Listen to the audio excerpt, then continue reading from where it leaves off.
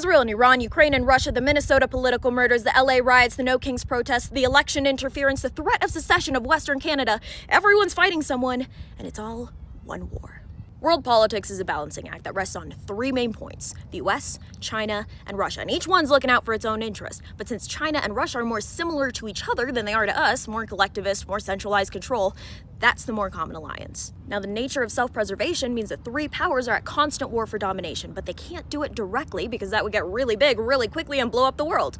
So they do it through proxies. The US isn't directly at war right now, we might be soon, but we are always and will always be at war. Israel struck Iran because they discovered that Iran has enough uranium for 9 A-bombs, and just last week, Iran ordered thousands of tons of ammonium perchlorate, a key ballistic missile ingredient, and it just so happens that the Iranian surprise were these incredible ballistic missiles that dodge defense missiles and whose streak patterns look awfully similar to the new Russian ones. So why is Iran weapons building? Well, Iran has wanted to be the head of the Arab Caliphate from Indonesia to Morocco since the formation of the Islamic Republic in 1979. So this has been 45 years in the making, spinning raw uranium into nuclear material. And it's true, we don't know Iran has nukes. We just know they have 2,700 specialized centrifuges used only for spinning uranium, which they are allowed to do, but we also know that they have uranium enriched at percentages 20 times greater than that used for peaceful purposes. There is no other use for that percentage of uranium. So, deductive reasoning. And a united Arab caliphate means homogeny. They gotta wipe Israel. And Carter, Clinton, the Bushes, Obama all publicly threatened Iran, hey, don't build nukes, but they let Iran continue anyway. So when Trump said, hey, you got 60 days to make a peace deal or face military action, they didn't believe him. Israel struck on the 61st day. And American politicians on armed services committees just so happened to buy the same defense stock right before Israel struck. Israel is just a proxy. They're using our weapons, our satellites, our war plans. We don't want that to America, so we are using Israelis as fodder so less Americans have to fight Iran. But Iran is also a proxy. All that ammonium perchlorate they got, it's from a Chinese company in Hong Kong. Those missiles and almost all their other military equipment, it's Russian. This is a war between the proxies of the three powers. The US is incentivized to back Israel because it maintains our sphere of influence in the Middle East. China and Russia are incentivized to back nuclear Iran because it maintains their sphere of influence in the Middle East. Then in Europe, Ukraine's fighting Russia because Russia wants Ukrainian land, and Ukraine, like Israel, is using our weapons, our war plans. Ukraine is our proxy. Why? If Russia takes Ukraine, they get all those resources and all that population, and they grow their power. And as a stronger power, there's a high likelihood that Russia starts reaching westward into NATO countries, aka our allies, and they threaten the American sphere of influence in Europe. And then we go to war. We are using Ukraine as fodder to weaken Russia and prevent them from expanding their empire westward. This is a proxy war for American versus Russian influence in Europe. Now, there's always a curveball, and in the last half century, there's been an emerging disruptor throwing off the balance of our dominant political trifecta, the WEF.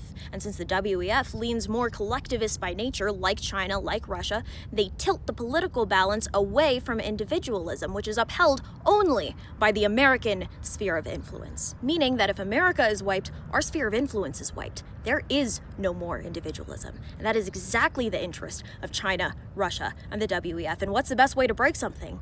A fracture from within. Now, within the American political system, you got the right and the left. The right leans a little more individualist and capitalist, and the left leans a little more collectivist and socialist. So if it's in the interest of China, Russia, and the WEF to destroy us from within, who are they going to back and infiltrate more? The left, which explains a lot about what's happening in the country right now.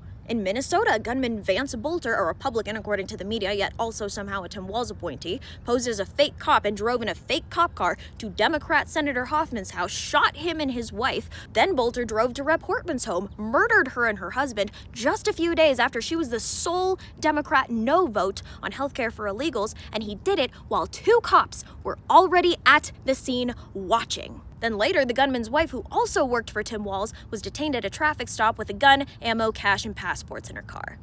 When the party leaders fail to obey their puppet masters, they are eliminated. We also have the totally unorchestrated LA riots protesting against ICE with an unfortunate money trail leading directly to an American tech billionaire, Neville Singham, who's based half the year in China, receives money from China, and funnels millions of dollars into these organizations like Chirla, who's also funded by WEF people like George Soros, and all these orgs are doxing ICE agents so rioters can attack them. And the leader of another one of these orgs, Code Pink, is Neville's wife. And Governor Newsom won't condemn the rioters and doesn't want the National Guard to protect the city and the officers getting attacked. All the while, the city insists that the protests are peaceful.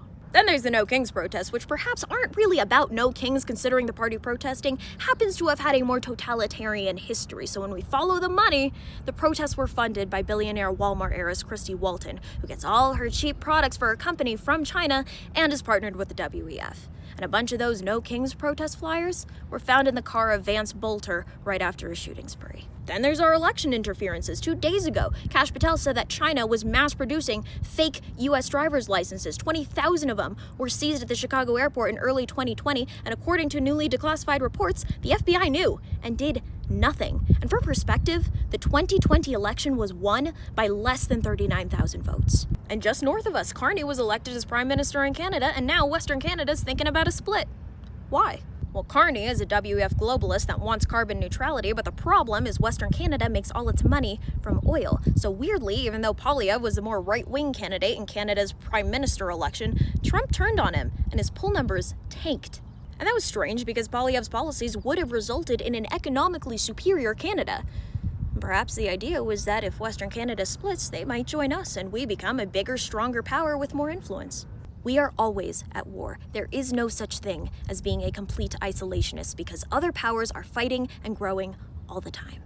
It doesn't mean we want boots on the ground everywhere. It means we need strategies to have as big and powerful of a sphere of influence as possible, because if we don't, the tiny margins that maintain America's position in the balance of the global powers disappears. There is no more America. We face cultural extinction, and so does the entire West. The totalitarian powers win, and they'll continue to fight for dominance amongst themselves, but they're all just different fonts of the same thing. There can be no such thing as no war. There is direct war and proxy war. War is bloody and vicious, and individualist morality really doesn't exist. Morality of war is the morality of cultural survival. We are always at war, and it's scary and deceitful, and we the people pretty much never really know what's going on. But what we do know is that the spirit of the West is worth fighting for, so whether the threat is internal or external, we will defend the West. And I think we're winning.